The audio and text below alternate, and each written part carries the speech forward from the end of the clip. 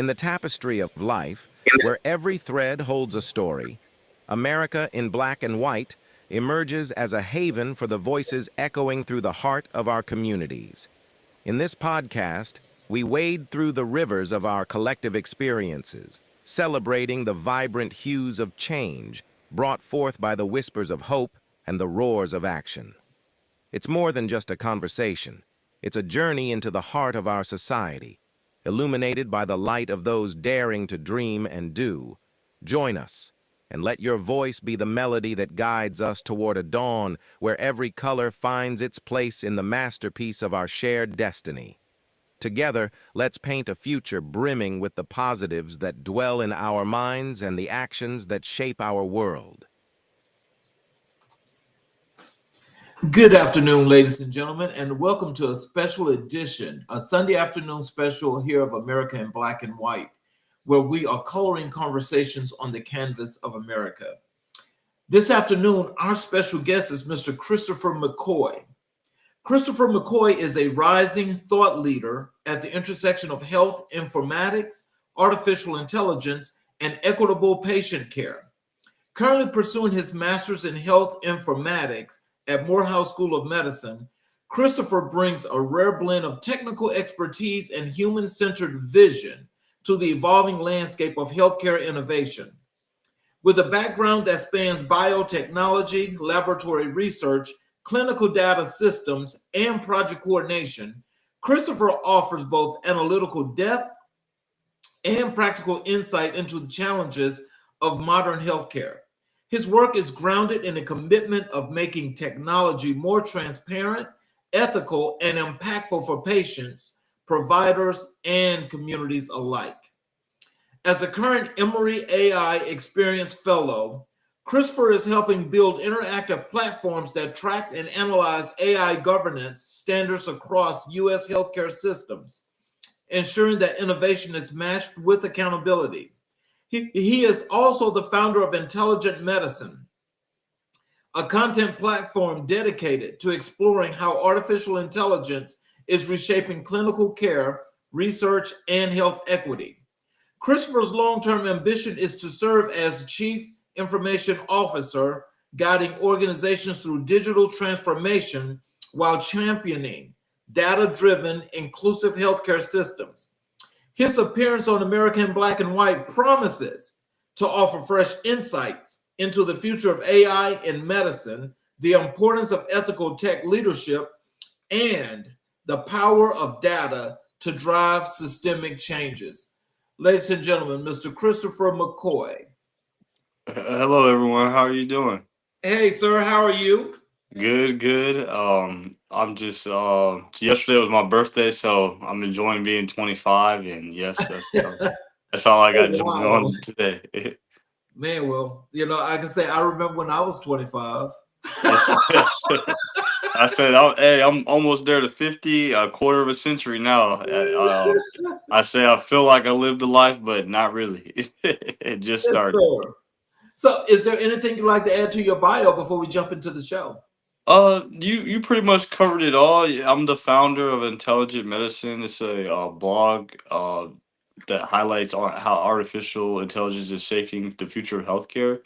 I'm also my background is health informatics, which is basically coming up with algorithms and computer programs to help patient outcomes, better their outcomes by improving the quality of care. Is if it's training people in the healthcare space to learn how to use new technology, and list goes on. That's pretty much what I do. Okay. Well, so let's just jump into intelligent medicine and innovation. Yes, sir. Can you tell us what inspired the creation of intelligent medicine? Oh, there's a big gap in trust and transparency in the medical field, and with AI, that is like a lot of people don't trust it already. So in the medical field, it's like, kind of hear it, kind of not. So what was hoping to do is create a platform to help people to show the advancements of AI and new trends and new topics that are happening in AI and medicine. Mm. So, but so with this new innovation, I mean, so how are people to use this? How are they to take it? I mean, like, what are some of those things that they should know about that? So some things that they should know is like how their healthcare will change, how healthcare itself will change in the upcoming years. Whether that be tracking your data by wearing an Apple Watch, and it will tell you, oh,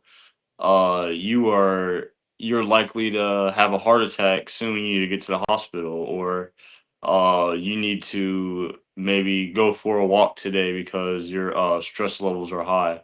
And that way too, if you have wearable devices, the doctor can track real time what's going on with you as well.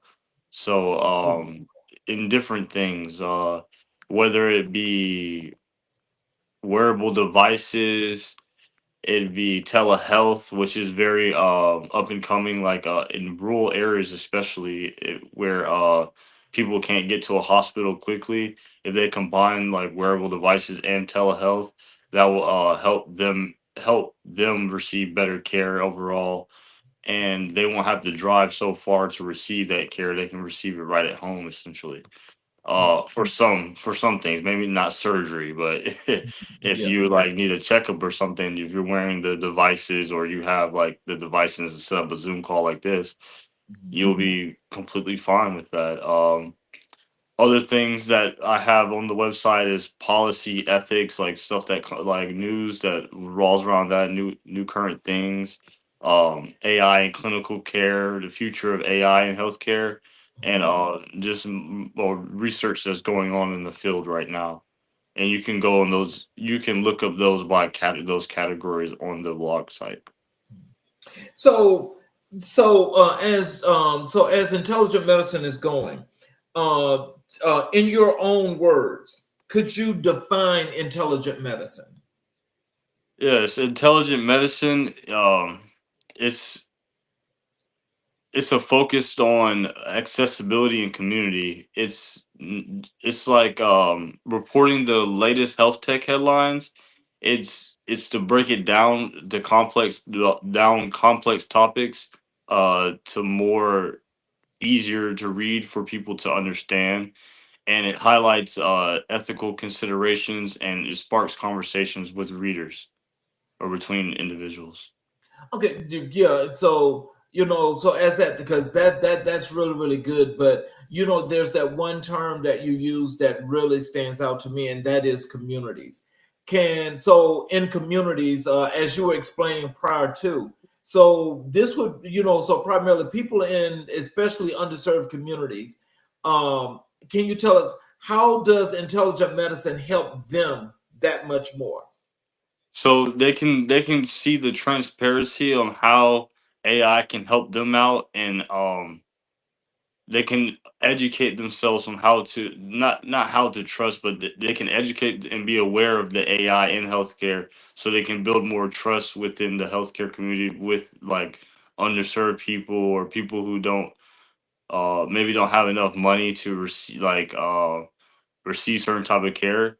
Especially with the AI will help with cutting costs down. As it gets better, the cost will cut down dramatically. So there might be stuff that people don't know about.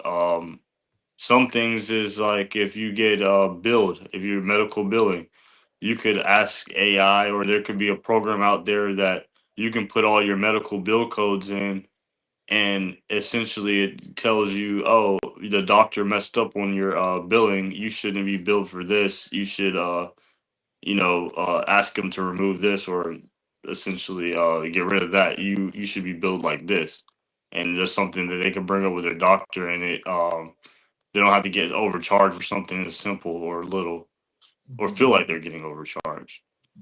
Other things they can do with it is help them with healthcare research and the whole like what's going on new, because a lot of a lot of problems occur if you don't know, then you're just gonna assume things, and this platform will help you understand more what's going on with AI in healthcare. Mm. So, what gap in clinical care were you aiming to fill?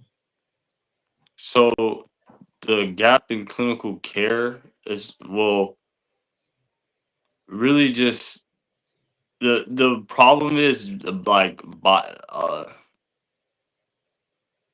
I would say bias in the healthcare. So if you if you're able to remove those biases, Mhm. it should be like it should be easier. It should build trustworthy in that community or in certain communities that won't undermine their quality of care or health or patient trust. Another thing that is holding back AI adoption in healthcare is like I said before, is trust and integration. Clinicians need to trust the tools that they're working with and the systems they need to know the systems that they're working with so they can integrate AI seamlessly into existing workflows. So that and then without that adoption is very slow to take on. And if people don't integrate, like if it's not integrated well, meaning training, if there's not good training, especially with the older generation, because you have a doctor maybe with 40 years of experience, been doing it for 40 years, and the last thing he wants to hear is how you're supposed to tell him how to write his notes or how he should input his notes. So that's a big gap there too.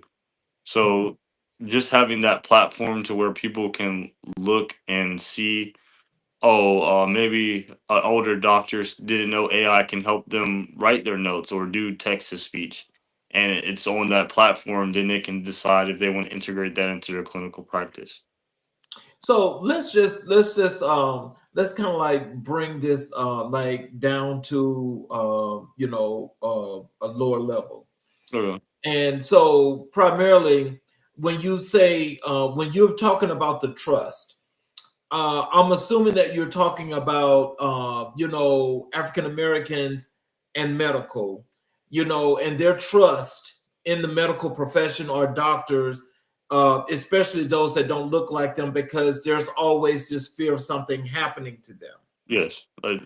And so, in that case, and with all the things that you just mentioned here, how would we actually, or how could you actually get this information out to people like in these underserved communities to help them to explain and to learn a little bit better about intelligent medicine and how it could really benefit them and show them some proof positive things that this is what it's going to do for you? How can you do that? So one of the things on the site is a newsletter. So by signing on to the newsletter, you get weekly updates to straight to your email about what's going on in the healthcare space and AI. And you can even filter it down to what you want to like know about more about, and it'll give you a little more about that topic. If it's any of those categories I mentioned before, like transparency, AI, if it's other stuff too.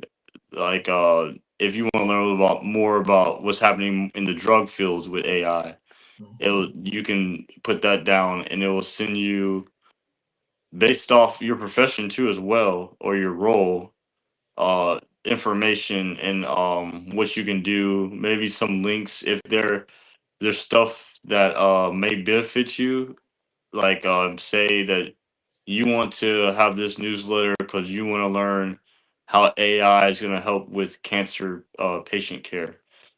Uh, it will send you maybe some devices you can use that will use AI and help you to show your doctor in the future. Mhm. Um, it definitely will give you the information you need to go forward and to how to address certain your issues in life, and then So it'll give you updates on what's new on the website. So I hope those of you out there that are listening, especially, I understand the plight, especially when it comes to the African American community and healthcare, is that, what Chris is saying to you right now is that this is most likely the very best way, especially now with this new innovation, that's really going to help you to get not just get over that fear, but you also learn a lot about what's going to be best for you as far as your care going forward, which makes a whole lot of difference, which means for a lot of people, knowing is the best part of this journey. Right. So as long as you know, then you're able to track and keep up with your own health as well as the doctor, and you can help them in the corrective measures if necessary. Correct. Correct. It's you're able to take control of your own data, of your patient, your own data. Is that's another thing that's struggling in the healthcare field. You could go to one doctor, let's say in one city, and then you're from the Atlanta area, correct? I am here in Atlanta. Yeah. So if you go to, let's say, a doctor in Atlanta and then you went to a doctor in Albany, Georgia, they're not going to have the same medical records you had in Atlanta. So getting people to have their own medical records and having it to be able to have it in their pocket and just show a doctor, or the way be able to where a doctor can pull it up from a cloud service, Mhm. that is huge because that will help them a lot. Because sometimes a lot of things happen or mistakes happen in the healthcare field because they didn't know you took this certain medicine and they gave you another medicine, and you're ill or you can't see or something. So that's that's why it's important to have your own, like, have take control of your own data. That's why I like this. And a lot of people don't know this as well. Like it's the hospital, they may say, oh, you have to pay for your records every page or so, but they can give you, if you give them a flash drive or something, they can give you the electronic records on the flash drive. But a lot of people don't know that, and they just want to charge or upcharge. This is very shady business practices sometimes. Can you walk us through the early development stages of the platform? So so during the summer, I had a chance to work with. I'm still working on this project with a AI governance platform. Mhm. So I was looking online, and I was like, what can I do like this around this that can help people learn more about AI in healthcare? Because a lot of people, when I mention it, if they're not in healthcare, it's kind of, they kind of get surprised, or like, oh no, I don't want that to happen, or it's like a big scare to them. So I thought, so I looked around, I found another website that does similar thing as me, but it wasn't as interactive or easy, I would say, for someone to understand and read. So I developed the platform Intelligent Medicine so people can, one, go to a website and not look boring and have be engaged and interact with it, and two, so people can get the correct information and not be so scared of what's going to happen in the future. So maybe if something did happen to you, God forbid, or something, that if you hear the word AI in the hospital room, you're like, oh no, let me leave. But it'll be actually a good thing for you, not a bad thing. So, what challenges did you face in integrating AI into clinical workflows? Challenges, I'll say big challenges is really the training, like trying to get people to understand, or you're telling people that have done it a certain way for a long time, and now it's easier, but it makes their life easier, but they don't kind of understand it because they see what they're doing is easier, and if they're trying to learn something new, it's kind of harder to them. Because essentially, when you get older, you really don't want to, you don't want to learn too, don't want to switch up your old, your ways and all that. But the Just saying we're setting our ways. yeah, it's set in the ways. But that's understandable though. If something works, it works. So I definitely feel that. But like I try to explain to certain people, it's like Excel. No one wanted to learn Excel for real. Like I remember my dad. He's a manager for a pest control company, and used to have these like the older employees get so mad and like frustrated that they had to learn Excel and they didn't want to do it. And most of them who didn't want to do it, they got fired because essentially what I realized a job, it goes for kind of any industry. A job doesn't really care if I mean, certain regulations, yes, and how it's supposed to be done, but they want it done as fast and efficient, and whoever can do that, that's who they want. So that's what I try to tell people is like, you could like, yes, you could draw a graph by hand and it may look nice, but I guarantee you Excel is going to be better and faster at it. And then you'll go on. And that's what essentially is going to happen with AI and healthcare. The hospitals that don't have it integrated will fall way behind than the hospitals that do, or clinics. So, how does intelligent medicine improve patient outcomes? So by giving the patient the education and insights, they could tell the doc, or they can know what the doctor does, or they can essentially take control of more of their data too. Is say if someone gets their EHR, that's electronic health record. If someone gets that, they can potentially put it through their own, or ask questions through their own AI that better help. Maybe the doctor missed something, like the say you had a certain disease and and the doctor told you you need to take this one drug, but after reviewing this and you feel that the drug that the doctor prescribed to you is not working, and you ask the chatbot, hey, here's the PDF of my electronic health record, uh and this, I feel like this medicine is not working. Is there any alternative medicines that I could ask my doctor to look into that I should take? And that could help them, dramatically. They could go, they can create a, say if they need to nutrition better, they can create a nutrition plan based off their EHR, or a diet based off their EHR. It'll give a patient better control of their health once if they go on the site and learn something new. Say if it's a wearable device that they can wear, or something that's in hospitals that uses AI that can help them. Whether a lot of people feel doctors don't pay attention to them when they write notes, so by using speech to text in the room and having the AI transcribe it and highlight the notes and input it into the EHR, the doctor is able to listen to you more instead of just looking at a computer screen and not feeling like they're paying attention to you.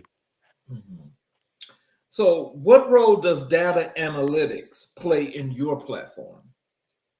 So one way I can use data analytics is I can see how many people are looking at which category, Mhm. or like how many clicks go in each category, and I could put more articles that relate to that topic. So if people are more interested in wearable devices than bias transparency, I can focus on more articles with wearable devices. If Mhm. people maybe 1 month or for like 3 months straight are clicking on bias transparency, and then let's say Apple comes out with a new watch that has a good medical benefits, and it jumps to that, then you could see the trends on when different things happen and what people are looking for. So it's good to get that type of insights on what people are looking for, so you can provide them with the best information they will need. So let me ask you this, because that's really interesting. So is it like, so when people are clicking on all these different things, right? And all of this is just happening in real time. Are you going to, as you go over phases, as you're actually growing this platform and growing, what this is supposed to be? Are you going to be coding this to where there's going to be instantaneous updates with these articles and these new things as they come out? so instantaneously as people are clicking, they'll be able to see this? Or is that one of the things that you are working with your folk behind the scenes as you're developing to go further, to maybe possibly use your platform to instantaneously do these automatic updates to those certain areas? Yeah, that's what we're looking at in the future. So basically, in kind of not on the article side, but more on the newsletter side. If someone they want the newsletter, the more whatever topics we know they're interested in, maybe they clicked on uh bias transparency more, and they want to learn more about radiology or stuff like that. So we can send them articles or information that's tailored to radiology and AI, or information that's dedicated to that, on how uh, maybe new software or devices that's out there that can help them receive better care. Okay. How do you ensure ethics use of AI in healthcare? Ethics. So that's pretty. So that's a big thing right now. Is if an AI or something messes up, whose fault is it, right? Is it the Mhm. coder's fault? Is it the doctor's fault? Is it the person who uses it fault? Is it the the computer's fault? It could be, it can go a lot of ways. So that's what's gonna be another big field, is what some people call it as AI law. And that's gonna be really big in healthcare too, because say like the speech to text, if they have the AI software that does the speech to text in the room in the hospital, and say the AI missed a word, or didn't hear a word, or hear a certain uh allergic reaction to a drug or something like that, and it recommends the patient that drug,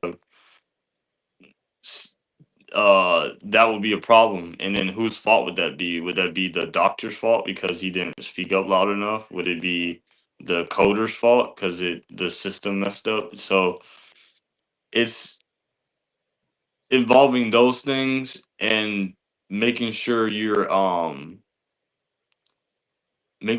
not. That's another ethical thing too, is people's worry about, oh, is my job going to be taken with AI, is also having that human in the loop. See, if the speech to text software did mess up and didn't have someone to look over the notes, and it just pushed it through and gave them the prescription, then there will be a lot of mistakes. But if you keep a human in the loop, like a doctor, physician, you always have to have someone checking over it.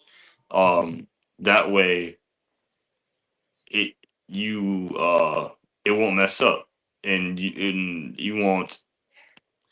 Like a lot of those things, like doctors, they may mess up because they're burnt out. They have a lot of patients to see every day. They're tired, and having the AI do the speech to text, for example, could help them like cut their workload in half, by a lot. Maybe not half, but reduce it by a lot. They won't have to be typing on a computer, and they can just focus on patients. Mhm. So if you have two people, is AI is like, let's say AI is another person. If you have two people checking over it, it's hard to fail. If that makes sense. Mhm.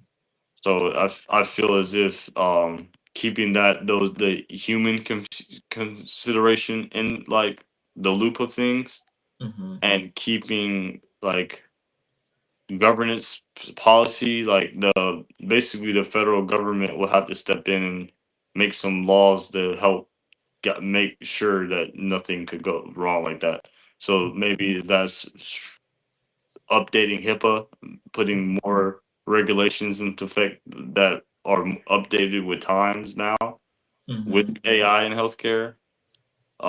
Because let's say if someone puts their EHR in a chatbot, potentially someone that could pop up in someone else's chatbot, that information, Right. and your data is compromised. So making sure that the programs are HIPAA compliant and all those type of things is making sure everything stays right with the government standards. So I feel like good governance policy and having humans in the loop of things will be this what will help like relieve people in the ethicality of AI or in healthcare. If that makes sense.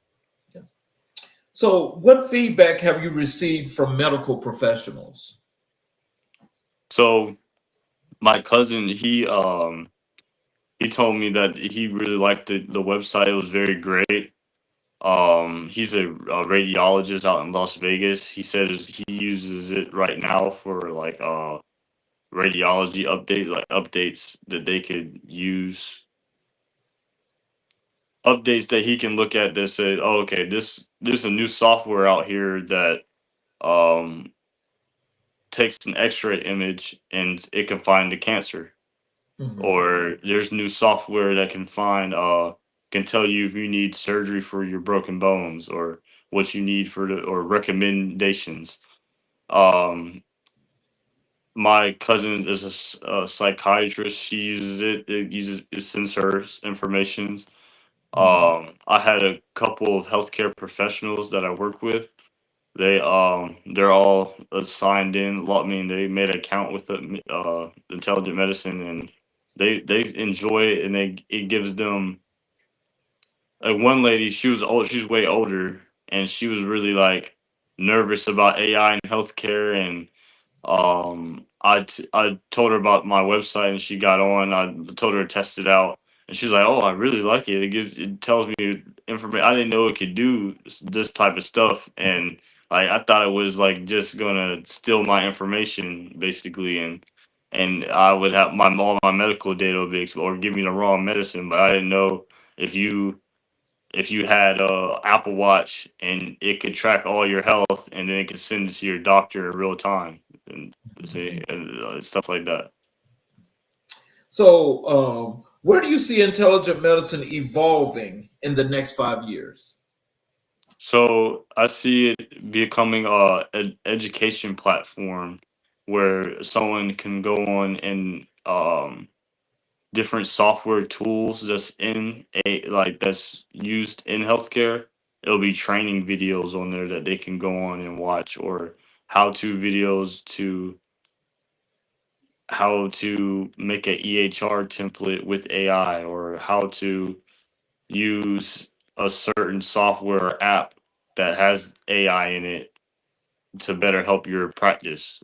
Um, or That's mostly where we're looking at to going in the next 5 years is more education, just more interactive, maybe training videos or in classes and maybe potentially you getting a certification through us and it being it meaning something. So, as we got the people that are actually watching this show right now, Yes, sir. and you just explained to them the things about intelligent medicine, tell them at this point why should they invest their time in learning more about intelligent medicine and trusting you with this platform that you're creating and growing as to why it's going to work for them. Tell them about this and why they should trust it. So my hope is that intelligent medicine becomes a trusted resource that helps demo, de- democratize knowledge. So if that means empowers people to feel informed, it sparks the thoughtful debates with people so they can. That's another good thing I like about with the AI is having debates with people about certain topics, so they can brings up more topics that they can discuss with peers and promotes responsible use of AI adoption, then I feel like then intelligent medicine is doing a good job for them, and those individuals who's looking for that should definitely go on and look and maybe subscribe to the newsletter as well. So let's transition over to your work in medical project coordination. What does your role as a project coordinator in medical systems entail? So right now it entails AI integration or research. And so it's two things. So AI integration into websites. So I help create websites for um, either doctors or small clinic practices that want to put AI into their practice. So either that be a chat bot on their website, that maybe a contact form that a patient fills out and then it sends it to the front office assistant, all the information they need organized in a way to where they can type it in easily, or it automatically generates a EHR or a EHR or profile for that patient. Um, I help out with the research side. I do with Emory University. I'm working with digital twins in the pharmaceutical industry. So with that, basically is a computer that's made a copy of a drug or your body to help scientists test and approve things virtually before doing them in real life. So nowadays, if there's a drug, it has to go through so many steps to go to a human trial. It's just a long time. So potentially, so usually with the way it goes animal testing, then it goes into human testing before it goes into the market. So if you have computer made copy of your body, of the patient's body, you're able to test that drug right then and there and not have to go through so many trial steps. Or let's say a person could be allergic to,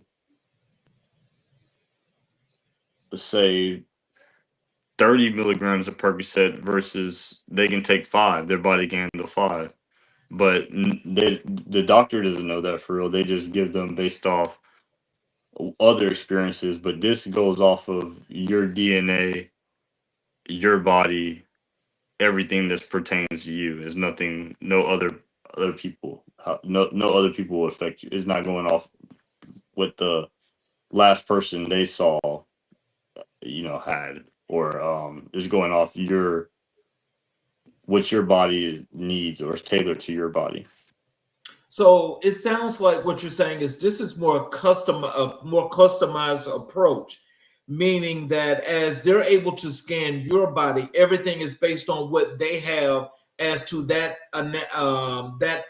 data and the analytics that they're looking at when it comes to your body and what they need to give you. So basically, it's not because it says that, let's say somebody that weigh 175 pounds and they give them 3 milligrams of Percocet because that fits that description. That means that this is delved down deep into the details Yeah. that can go all the way to the point where we making sure that we know that this is the dose that's perfect for you.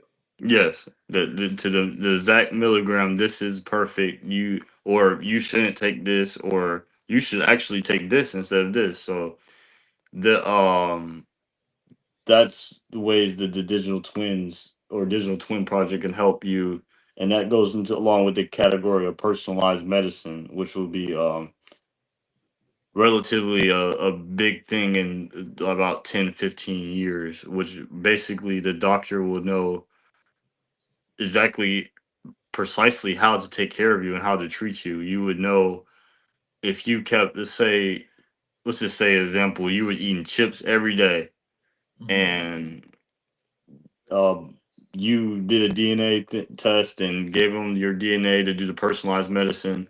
Doctor says, "Oh, if you got to stop eating these chips because in the next 2 years you could potentially have diabetes or pre-diabetes before you get diabetes." And this is the data that shows it. And you need to switch this around. We're going to make a new diet for your nutrition so you want can avoid that, and that's like another big thing is preventative medicine. Um, a lot of people, if you have not saying a lot of people, just for example, cancer, if you find out you have cancer early enough, you could there's a higher chance of you getting rid of it versus you finding out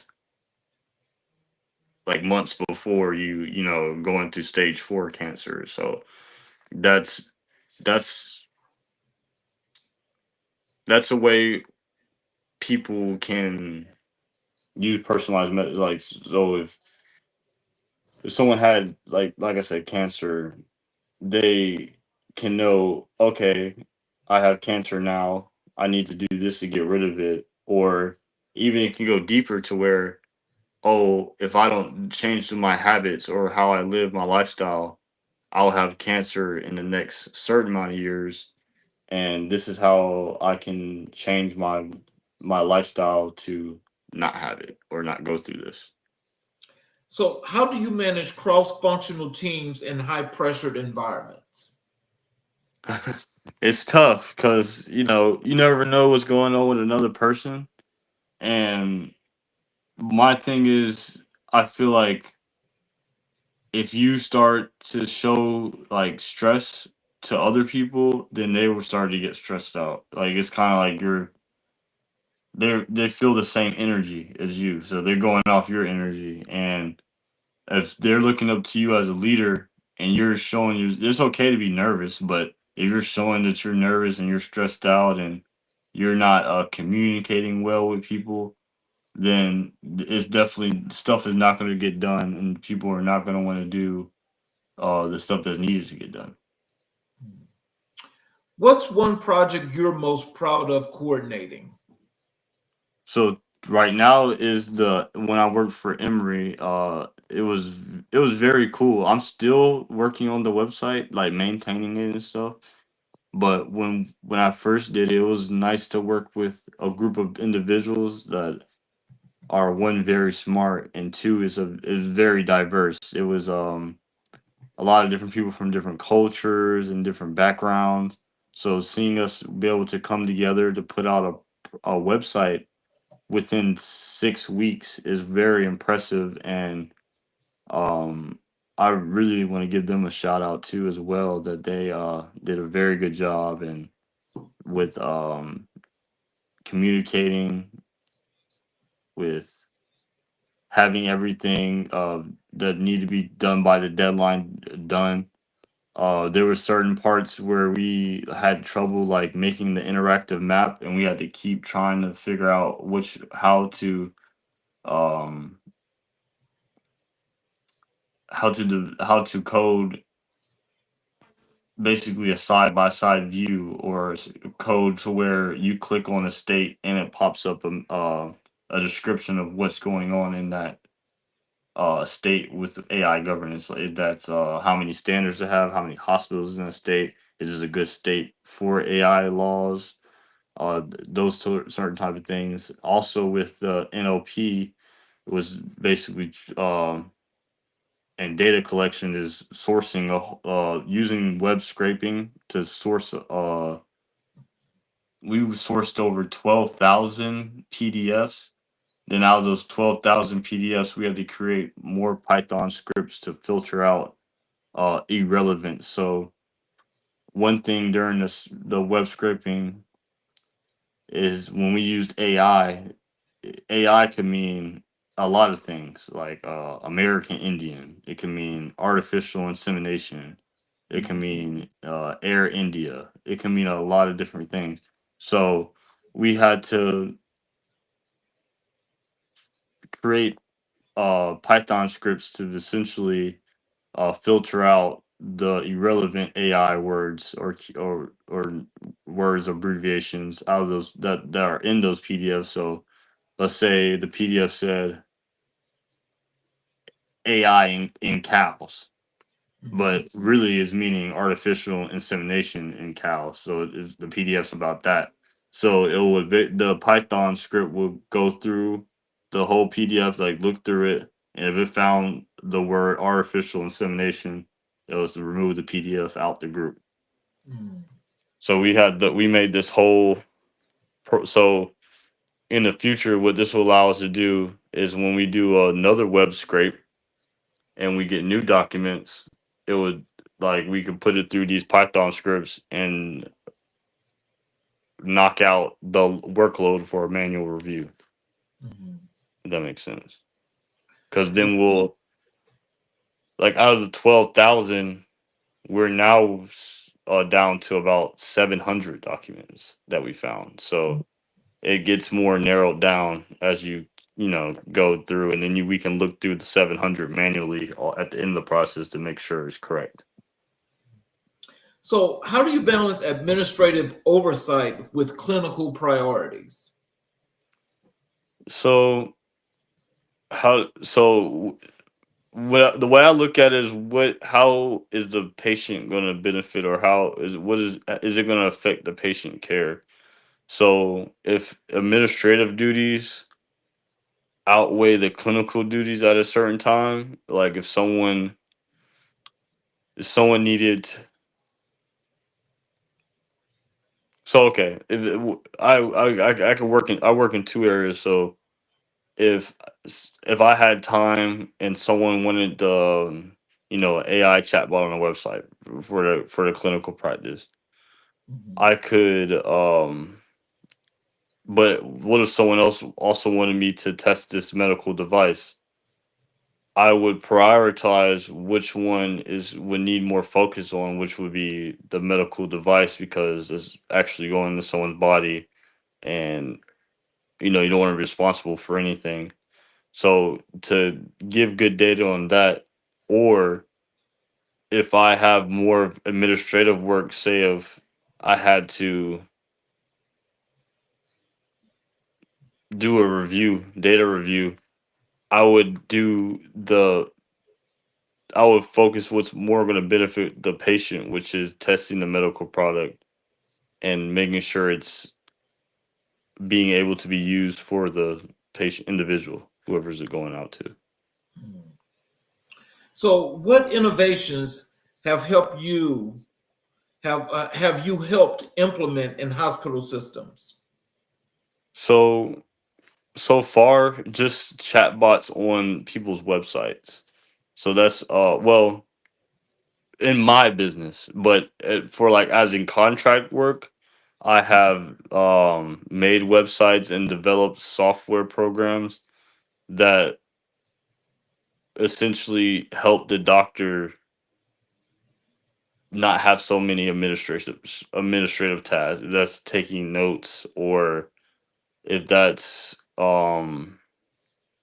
getting emails from patients and they're not able to see them all and to be able to summarize the email for them to where they can come out with a personalized plan for them, or something that even makes a personalized plan for the patient and they can review it. Just something to take the burnout of the doctor, which is a lot of its administrative work.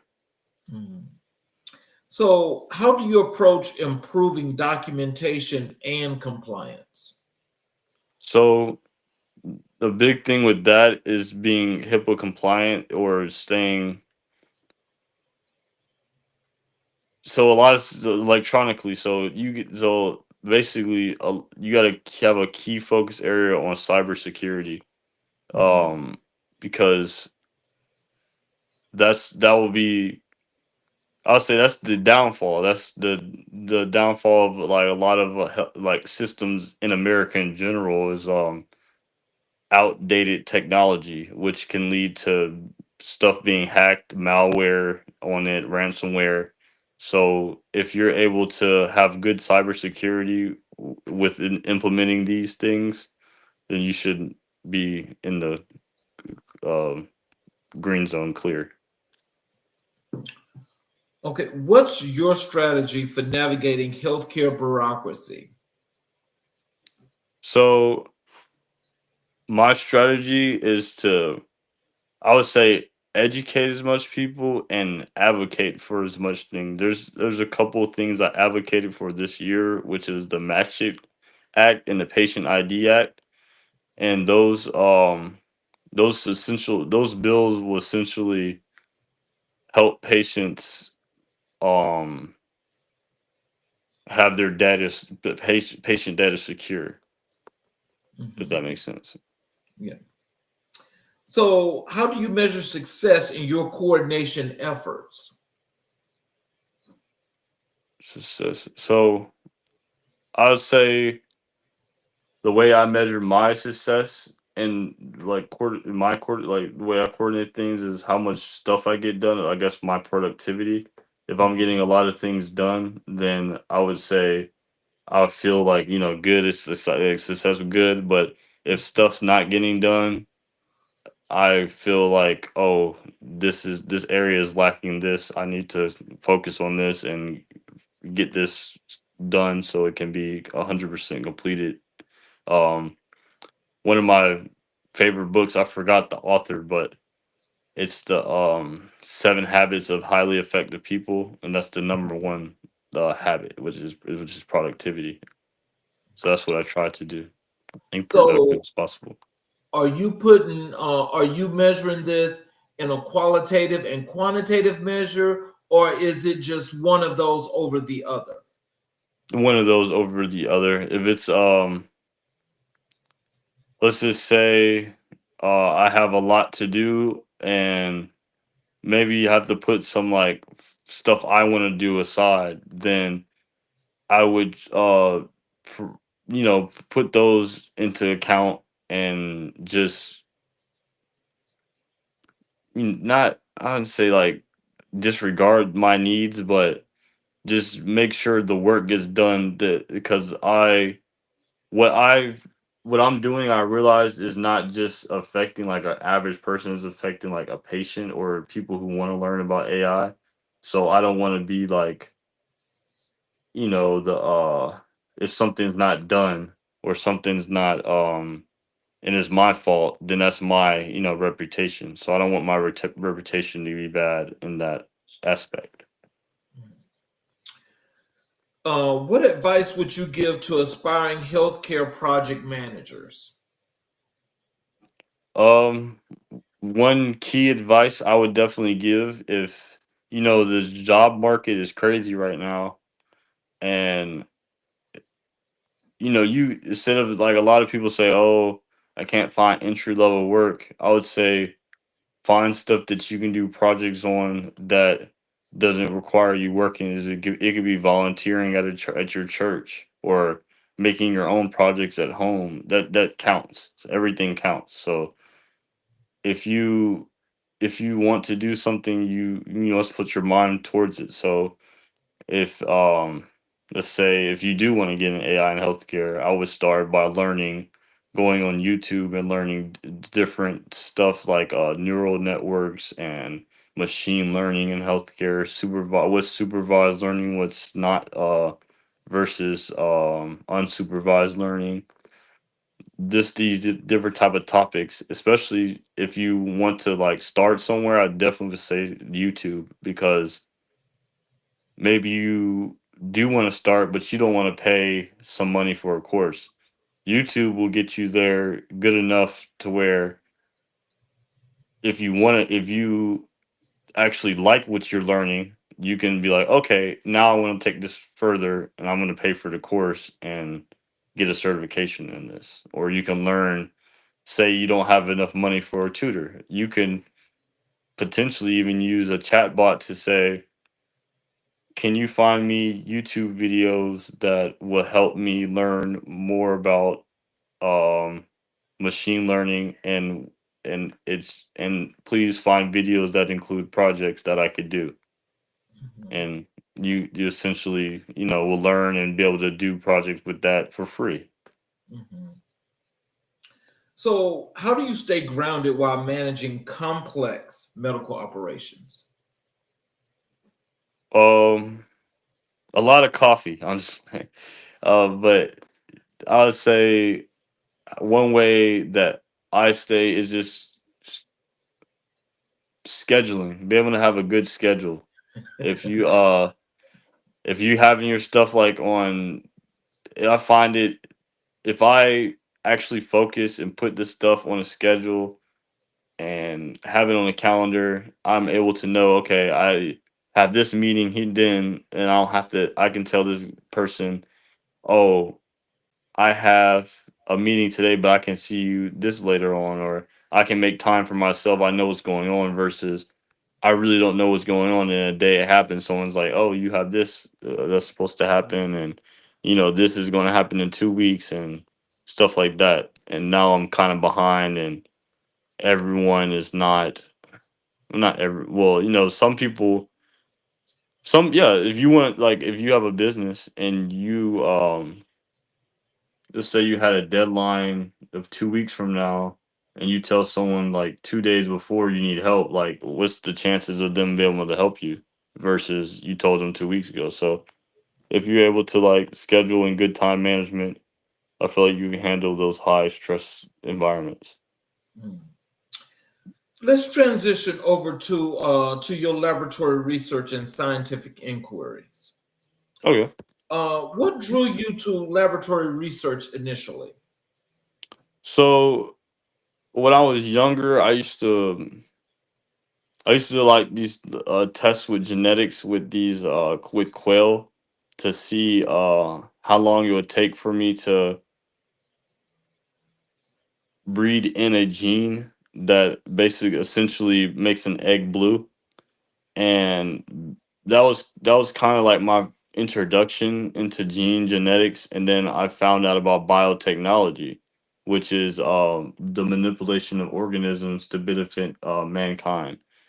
So I I did that during my undergrad, and while working in the lab and doing projects there, I found myself working at other labs, which was I worked for a biofertilizer company, which they essentially made living fertilizer that goes along with other like organic or non-organic fertilizers.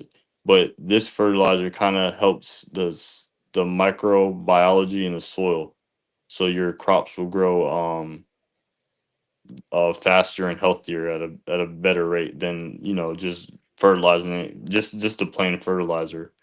That was an interesting process on how it was made and everything, but that was pretty cool. Another place I worked for was a chicken company. They're like number one or two chicken producer in the world.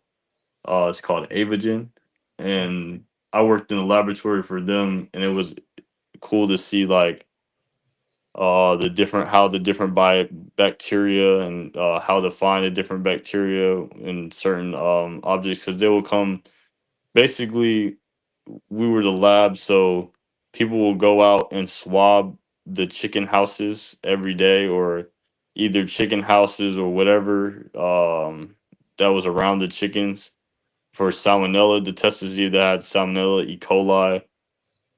And there's something I forgot. I believe the word is AI, but it's not artificial intelligence. It's a bird like flu, something like that. Avion. Yeah, avian. There you go. So we would test those samples that people brought in and see, okay, does this sample have salmonella? Well, funny fact, basically, when you buy chicken from the store, it can have salmonella on it. So you can, but it just can't have a certain type of salmonella. That's why you have to cook the chicken to 165 every time. But if it has like one of three types of salmonella on it, you can't sell it, or you can't even like breed that stock anymore. You have to like depopulate everything. Mhm. So um then so that was like my last. Well, I work in a lab now, but it's not like mixing certain stuff together to come up with a media plate and streaking bacteria on the plate. That was pretty cool, but now it's more of research on how these medical devices will affect the patient, or what how long it would take it for it to break and stuff like that. um my biggest project I worked on during my lab research time was I had to drive around to 16 different counties in Alabama and go Hmm. to different soil testing facilities. Not soil testing facility, but farms. These certain farms, these USDA farms that people had contracts with to grow corn, soybean, and cotton. So I would test the. I would have to go there with like a. It's the tool is called an agar, which basically gets the soil up out the ground, and I would go there in the middle of nowhere and Hmm. collect the soil and then take it back to the lab, put it into. You would have to weigh literally. This is like it's the memory is still. You have to weigh like 5 milligrams of soil into 150 test tubes, and then we have to extract the DNA from each of those test tubes, and then we'll put it into a PCR machine to see if there was any Rhymney nematode in that soil sample. And if there was, it's good. If there wasn't, then we're just trying to locate the Rhymney nematode. That's what the project was. Let me ask you this, because what's interesting about that is when they're manipulating the soil the way they do, are they allowed to do that up to a certain extent, or do they just try to do the manipulation without getting caught? So it's not. I guess you could say it's more of enhancing it. Is because some soil is horrible. Like it doesn't have any micro organisms and no activity, microorganism activity in the soil. Mhm. So that's one thing. I mean, that's another platform I built too. Was like it's called Plant Pal, and it's something. It's like a chatbot to help people with gardening because a lot of people really don't know like, oh, I have to water a plant every day and it's summertime, or oh, I have to do this to a plant. So a lot of people that's really become like a new thing, like the microbes in the soil Mhm. and how or finding beneficial microbes in your soil. Mhm. So basically it's I wouldn't say it's a bad thing or like something that needs to be maybe regulated in the sense if you're introducing bad microbes to the soil. Well, But see, that's what I'm saying, because yeah, that's what a lot of those on a lot of those farms, that's what they do, especially when they want the growth to accelerate. oh yeah, Now, I know that when it comes to, now I'm not really good with this, but I mean, I just understand this. Like, I was born and raised in Alabama, mm, and I can say factually that I know the soil between Alabama, Mississippi, and Tennessee is so much better than the soil that's here in Georgia and Florida. yeah, yeah, And so, the manipulation that they're doing, depending upon the actual industry, especially if it's like with a lot of the vegetables and so forth, you which is why I always, I kind of like throw out a little bit of a little bit of knowledge that I know about this, is that if I'm getting vegetables from a place like in maybe in Alabama, Mississippi, or Tennessee, yeah. I would be much more happier with that vegetable or that plant than I would be here in Georgia and Florida, because they're doing things to try to extra manipulate these vegetables because they want to accelerate what the farmers can do in Okay, I order see. to bring about more So, product. And so, that's not good, because that's all about quantity and not quality. so that so that goes more along with like gene enhancement and like using auxins and gibberellins, something like that. But Mhm. essentially, the or growth or GPRs, uh growth promoter regulators, something it's like those type of things. If you're those are like okay, so not off topic, but the same topic. So you could there's something called tissue culture now, right? and that's adding like, okay, that's growing, basically essentially growing a plant in a test tube, like a little piece of a plant. So like a leaf, like if you go outside and cut like a little tiny leaf, you can grow like 20 plants from that. Gene But splicing. um no, it's more of you're putting the plant, the piece of tissue on the media. So that's like on a petri dish, if that makes sense. So you put it in the media, and the media consists of either, if you want like roots to come, a lot of roots, you'll put more auxin than cyanokinesen. Okay. But if you want more growth, then you'll put more growth regulators and auxin, if you make sense. So you put more of the um chemical into the plant to make it grow faster. Like, so the microbes in the soil, what that does is helps the soil health, if that makes sense. Like makes the soil better. Yes. The growth promoters and all that, that's going into like, you're going into the gene and changing it around, making a plant grow faster than what it's supposed to, those type of things. That, now that's when it gets into harmful and stuff like that. That's more of the lines of what you're talking about. But the biofertilizer, I would say it's a very useful innovation for people to use, because some people may, let's say you move to a house and the backyard looks nice, but the soil health is awful, and they wouldn't really know that unless they got like a soil test and could see, basically they could add microbes to their soil to help get rid of the bad microbes that's there, or replace microbes that's missing that they need, that may have died. There's something that's in their soil. So um that, and then like you said too, with the regulations, like some of these food companies, like I know there was an instance with Taylor Farms, if you ever remember, like why there was E. coli in the salad. It was basically because a cow farm was uphill from the Taylor farms where they were growing the lettuce and stuff. And yeah, all the uh stuff that the cow excretes comes out, and when it rains and it washes into the lettuce field. So the roots from the lettuce intake the E. coli, and that's how it's started. I mean, they have there's a debate about this too. Now they have trackers essentially in salads, that if there is an E. coli outbreak, they'll be able to know which farm that piece of lettuce came from. That Yeah. makes sense.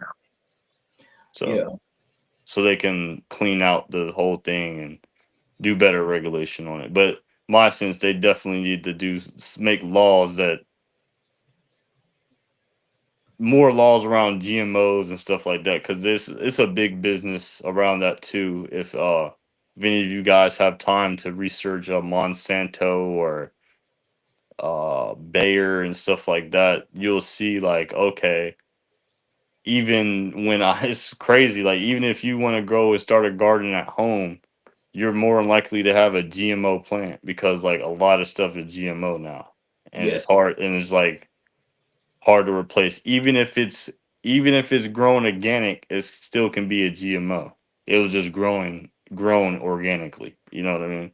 So there's like a lot of different like loopholes, little side like stuff that people do, but essentially, if you have time, it's a good like rabbit hole to dive down to. Can you describe your work at Grazingland Animal Nutrition Lab? Animal Nutrition Lab. I don't think I worked for an animal nutrition. You say Grazeland? Yeah, Grazingland. Grazeland.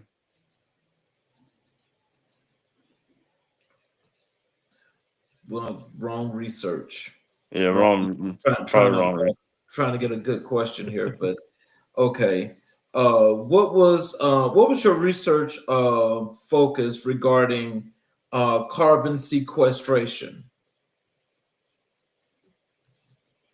Um, I don't think that's me either.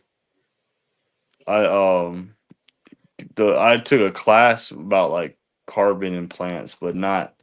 I never did like a whole study. Okay. Well, let's move over to the my we talked about Black history, and I asked you who was the most influential person or persons in your life or career, and you told me that that person was Barack Obama. Yes, Can sir. you tell me why is Black history important to you personally and professionally? Well, I feel like what I'm doing now, especially like in these new realms, yes, there's black people in them, but I don't really see like when I go to these conferences and stuff, I don't see a lot of black people. So it's kind of good, or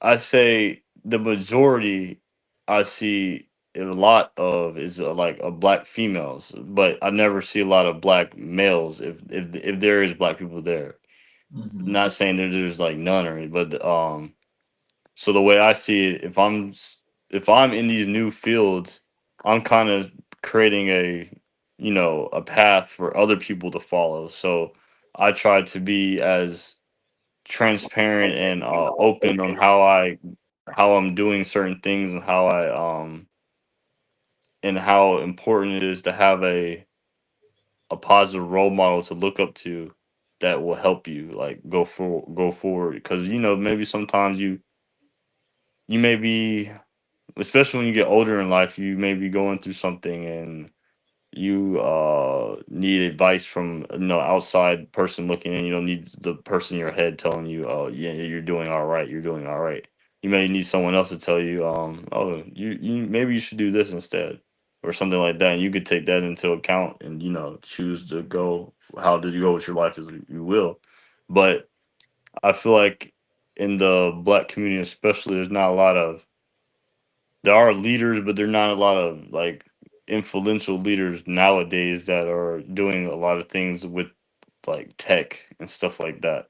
So if I could bridge that gap, then I feel like I'm doing a good thing. Well, you know something? I'm gonna tell you. I think I'm actually getting ready to actually do a big post and article on those top 10 black professionals that are in tech. You know, you Oh, make a very valid point.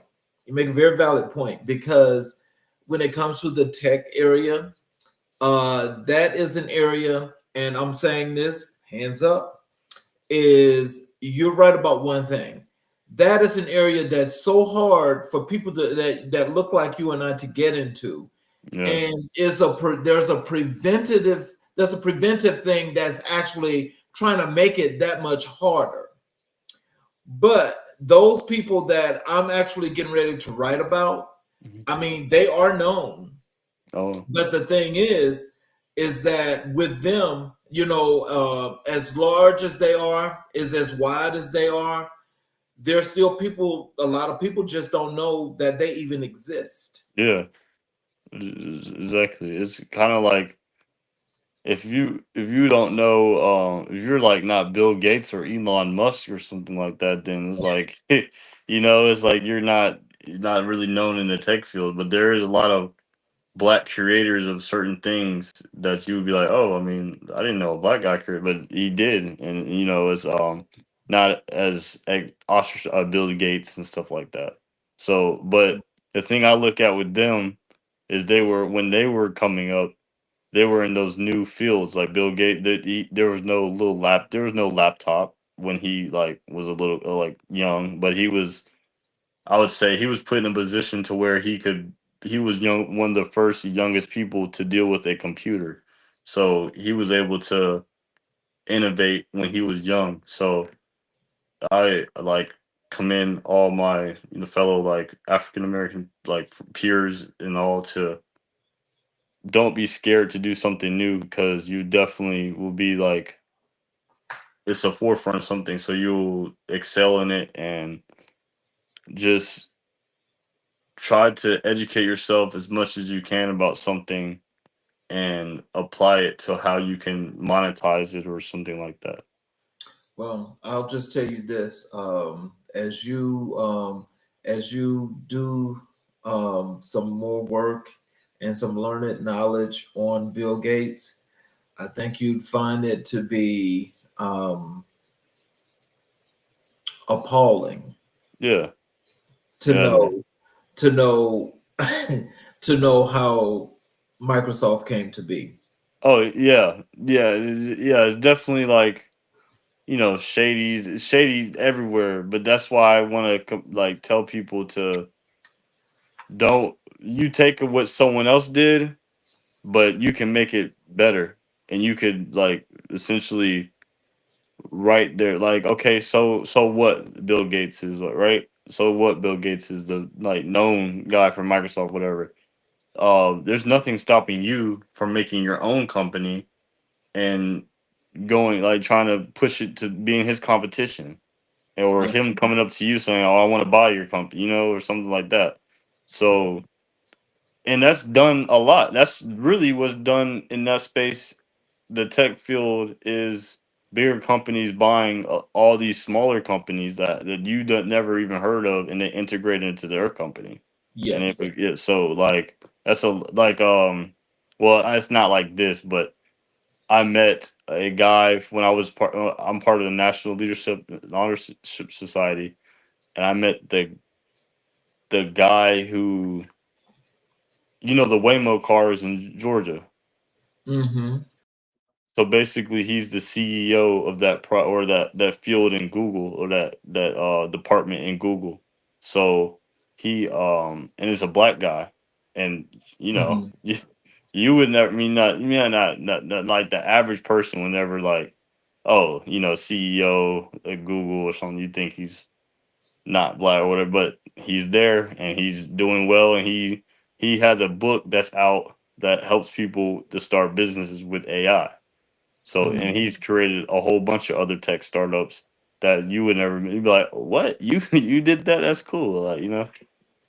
Well, here's a comment here. I'm not sure what it means, but it's from Brandy Hill. Let me put it on the screen. Do you know what that means? It looks like got his glasses, guy with glasses, lucky is in his science. Okay, that's from Brandy Hill. Thank you, Brandy Hill. So, can you tell us how has your identity shaped your approach to medicine and research as a black man? Definitely, I have more aware like now, not like more. I'm more aware based off the knowledge I've gained, because I'll say before I would be like, before I learned like about the Tuskegee syphilis study and all that, I used to be like, it's a doctor. Why would he lie to you? Like, but at the end of the day, it's a human, and some humans are in it for not for patient care, but greed. So if they can get the most money they can out of something, or if they can treat you, if they can give you a long treatment versus curing something, then definitely like they're gonna choose to keep treating you, and Right. or choosing what benefits them so that you can keep coming to them and staying with them. So just being more aware is definitely like that's what changed, like me being more aware of medical malpractices and mistrusting the in black communities with healthcare in the US. So, what does representation in science and medicine mean to you? It means to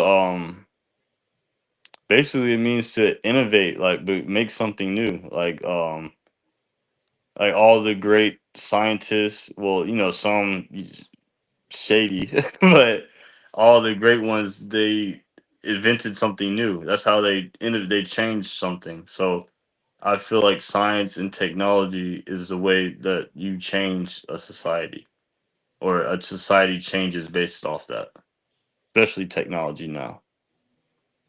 Okay. Why is Barack Obama the most influential figure in your life? Um, I like him because he's one. When he was running for election, a lot of people, would say certain stuff about him, or say he wasn't even American and stuff like that, and that wasn't true. But that didn't stop him from keep going and keep pushing, and he didn't quit the election. He went through and prospered and was elected twice.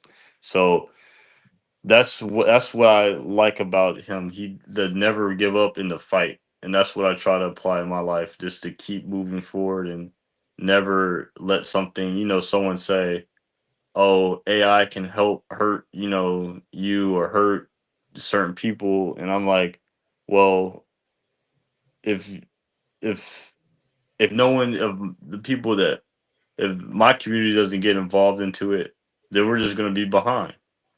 Or Exactly. something, so someone has to get involved in it. I, would recommend you get involved in it too, but don't Mhm. let don't let certain like topics or the news like just scare you and totally away from AI. That's you got to learn something about it, or you're just going to be left out.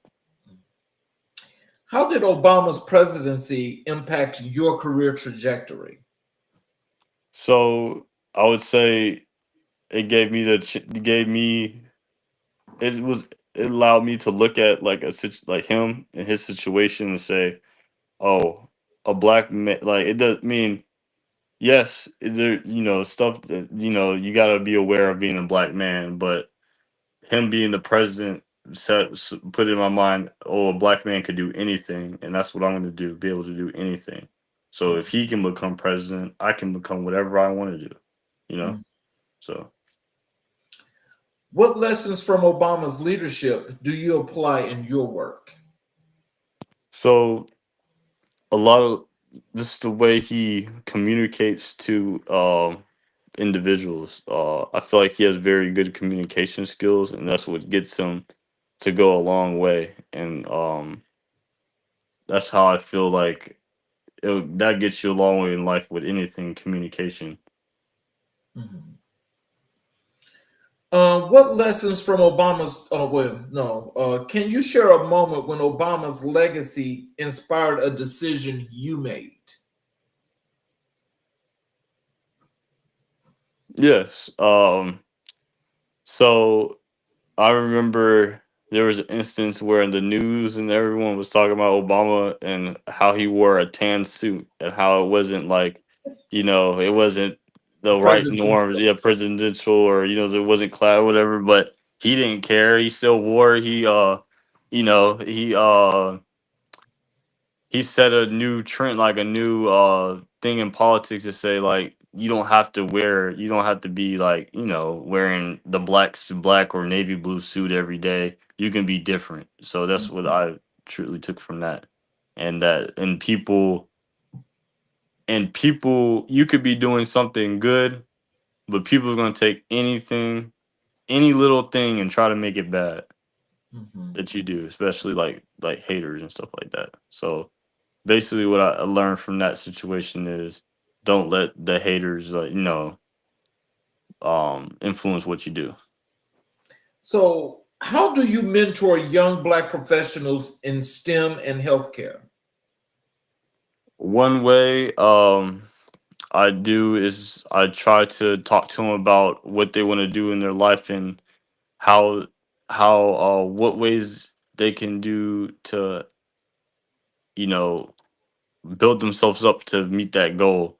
I have a little cousin that I mentor a lot. He The other day he asked me like, what should I wear for a headshot, for a photo for my LinkedIn. So, I told him all the appropriate thing, like, make sure you wear a collared shirt, because as a black male, it's sad to say, but when you go into like, corporate and stuff like that, they're already judging you just based off stereotypes. And, it could be vice versa. You can be judging them based off stereotypes. This is how the world works.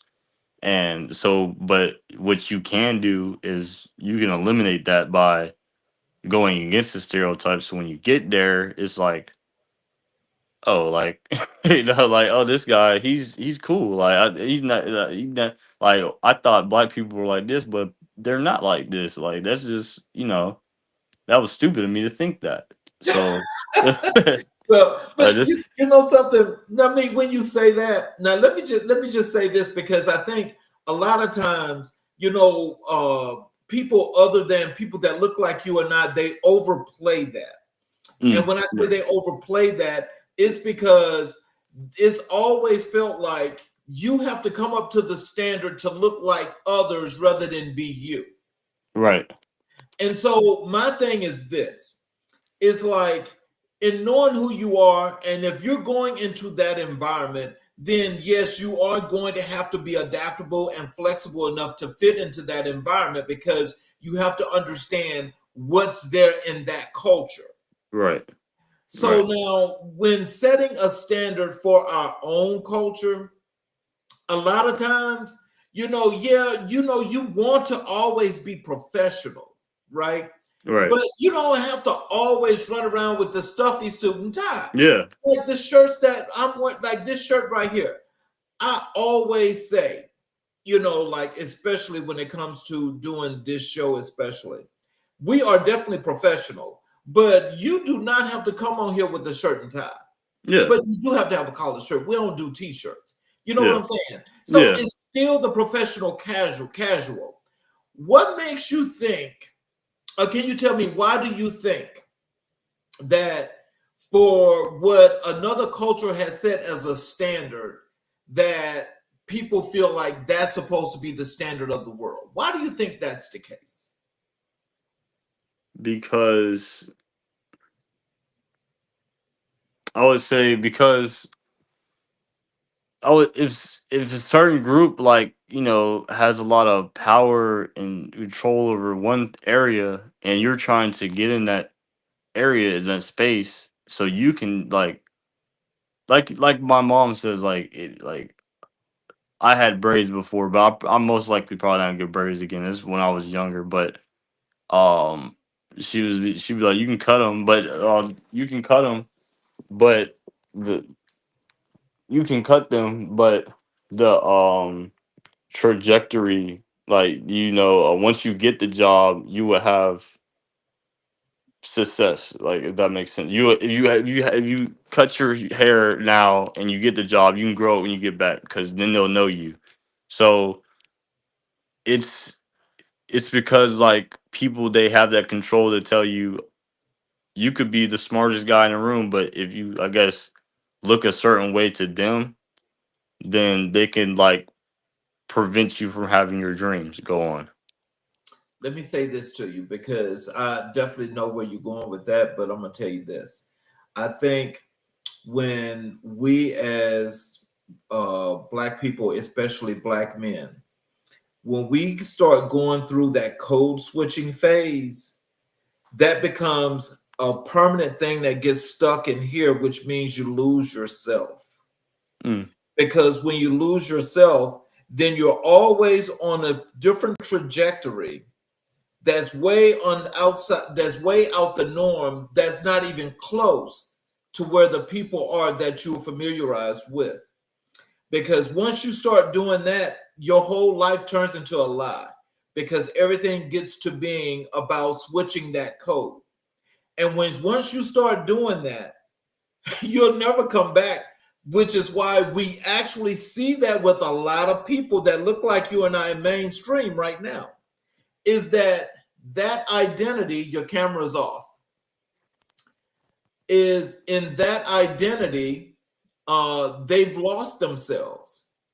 right. And so what I'm saying is, that depends upon the individual. And I know that once you're adapting to other cultures, especially, that's one of the things that people tell you that you have to do or you must do.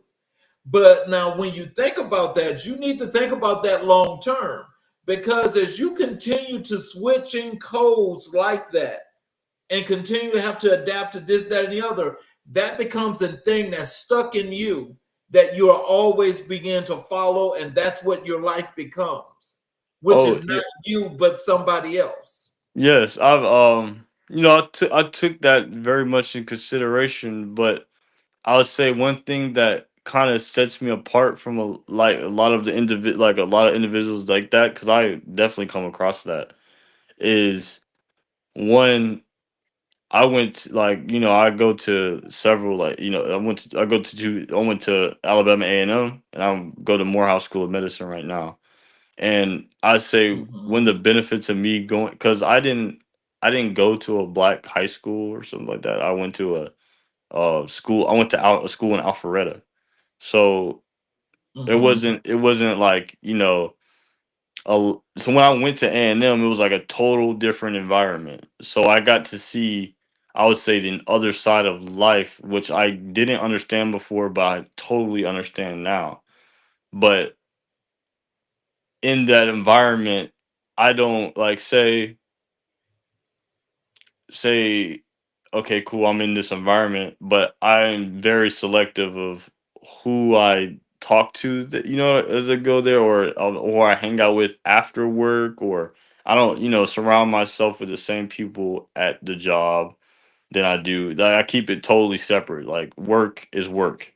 Like, when I go into work, I don't think about stuff that goes on in my personal life for real. I put my phone on do not disturb and just work. But if I go home, I don't think about work. I don't want to think about work. I think about what's going on at home and myself, and my activities, what I want to do when I get off and whatever, hang out with my friends. So, but I would say a lot of things that in the corporate world you would say, you'd be cool, like you can talk loud outside or outside the office, but in like the office you can't really, like, you can't just be talking at a certain level, or you can't be talking about anything. You can't talk about politics at work. You can talk about politics outside of work. You can't talk about it. Even though people at your job may feel it's not on the same line, it's still people out there to get you as a black guy. So you may say one thing, and then they go tell the boss, like, you offended them because you said this, something like that. So that's why I say, like, you definitely got to keep your work life and personal life separate. What what message do you have for the next generation of Black innovators? Definitely to stay focused. Don't you know when you get to, I'll say, like, when you get to college, you might get focused on going out, partying, you got freedom from your parents and stuff like that.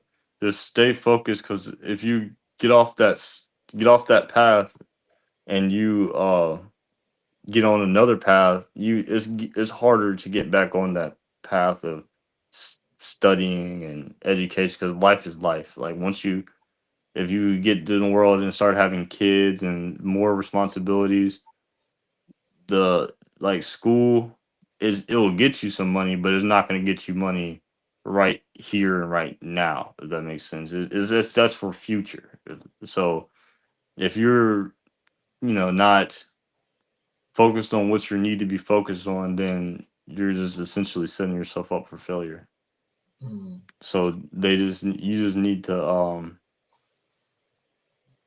do everything you can. Like, the younger you are, the better. And it doesn't matter if you're like 21, 19, 18. You can start a business whenever, and don't think you need a lot of all this stuff to start the business. Mhm. Um, a lot of times, a lot of businesses, you can start off with nothing and just good advertisement and branding. And once you get your first sale, then you can buy the materials you need for your business. So, don't be scared to start something. Just get out there and do it.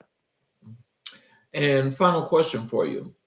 If you could speak directly to President Obama, what would you say? I would, if I was to speak directly to Barack Obama, I would definitely ask him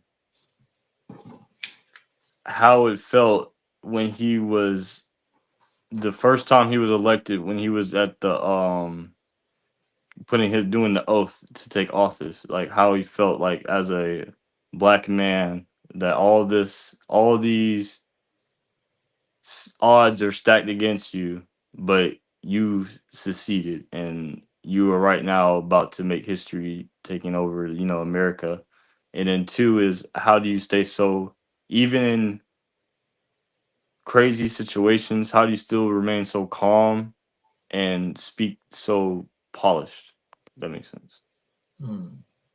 So, what are some words of wisdom and encouragement that you'd like to leave for our audience? How they can connect with you on your socials, your website, how they can get to the things that you're doing.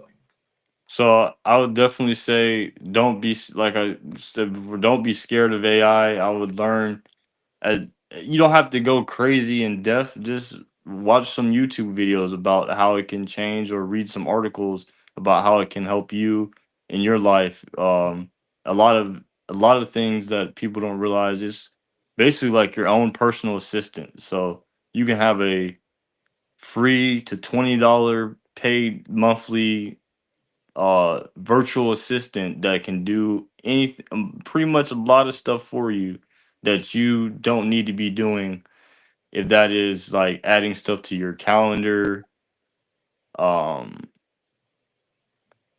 going through emails and summarizing them, or making a to-do list of what you need to do today. Those type of things that can all be done with AI, and that you can do that will help you better understand AI. So just taking those initiatives and learning just a little bit can go a long way. And ways people can connect with me, I have a LinkedIn. Is My name is Christopher McCoy. Um, and I also have a website, www.meetchrismccoy.com, where people can see like my portfolio, and they can read about what my new like new new things I'm getting into. That's either a new AI project or a new website I'm building. They can all view it on that website. And also you can check out intelligentmedicine.tech. Okay. Well, I want to thank you for spending this time with us, because just truly uh, was um, was more than just informative. This was a lot of knowledge that I think a lot of people needed to hear and learn, especially the innovative ideas and the new things that you have come up with. Yes, sir. Um, because those are some things that I know, especially those in underserved and marginalized communities, need to take interest in and need to learn a little bit more about.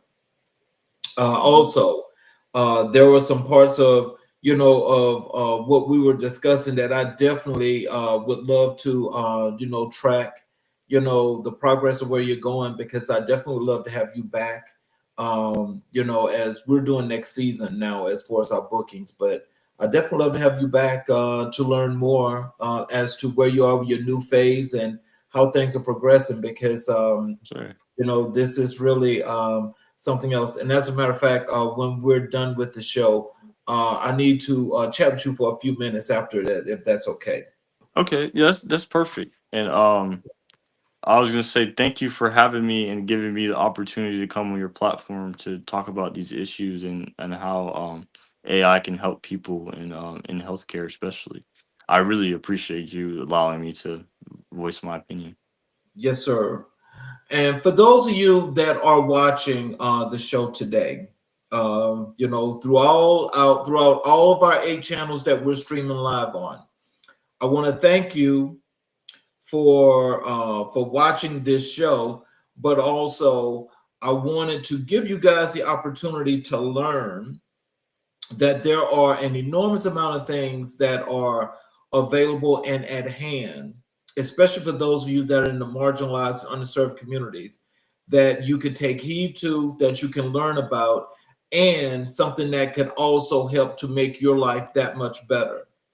When it comes to the medical profession and the work that Christopher is doing, I must say that this work is more important than most can imagine, especially at this point. So as it continues to develop and as it continues to grow, this is going to make your life that much easier and that much better, especially from the medical perspective, because that stigma is still there when it comes to underserved communities, especially those underserved Black communities, because there's reason to have pause, but there's also reason to have hope. This is one of those reasons to have hope. And I wish that you guys would please reach out to Christopher's website to learn more about what he's doing. Maybe you can ask him some questions via social media if you actually connect with him on his socials, because believe me, this kind of technology, which is where the world is going right now today, please catch it in the beginning phase, because as it gets older, it gets better, it gets that much more powerful. But if you're already in and you're already learning, it makes the learning that much easier for you. But for those that choose to wait and wait and wait, it's never too late, but you're behind the learning curve. So let's get with it while it's actually starting right now. For those of you that are watching on all the channels, especially the YouTube channels, if you have not subscribed, I ask that you please support us by subscribing and getting all the notifications to all of our YouTube channels, because we broadcast this show live on all of our YouTube channels as well as other places. You all please continue to have yourself a great weekend. Have a great day. And please, as we start a new week, starting tomorrow, we have a great slew of shows for you guys next week on America in Black and White, where we will continue to color conversations on the canvas of America. I want to thank you, Chris, and I thank everybody for watching. We will see you guys tomorrow evening at 6 p.m. Have a great day, everybody. Thank you.